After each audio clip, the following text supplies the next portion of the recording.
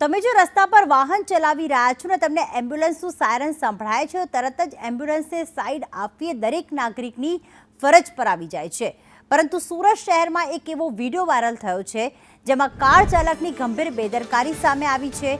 Car ચાલક car BRTS રૂટમાં ચલાવી રહ્યો છે અને પાછળથી એક એમ્બ્યુલન્સ આવી રહી છે। એમ્બ્યુલન્સના ચાલકે સાયરન વગાડ્યું, હોર્ન વગાડ્યો, પણ તેમ છતાં કાર ચાલકે સાઈડ જ ના આપી। એમ્બ્યુલન્સને સાઈડ નથી આપી ત્યારે હાલમાં લોકોની માંગ ઉઠી છે કે આ કાર ચાલક સામે જે છે પગલાં લેવામાં આવે। હોર્ન અને સાયરન મારવા છતાં પણ કાર ચાલક બેદરકારીપૂર્વક કાર ડ્રાઈવ કરતો જ રહ્યો અને સાઈડ ન આપી। કાર ચાલકની બેદરકારીથી દર્દીઓને ભારે હાલાકી પડી શકે છે। કાર ચાલક સામે પગલાં લેવા લોકોમાં માંગ ઉઠી છે।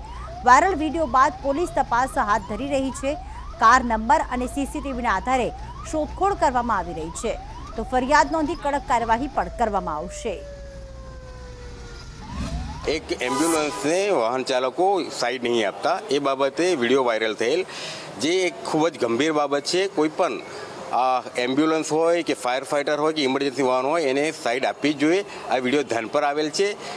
જેને વાહન ચાલકે અટકાવ્યો છે એમ્બ્યુલન્સને એના વિરુદ્ધ અમે એને આઈડેન્ટિફાઈડ કરી કાયદેસરની કાર્યવાહી કરશું।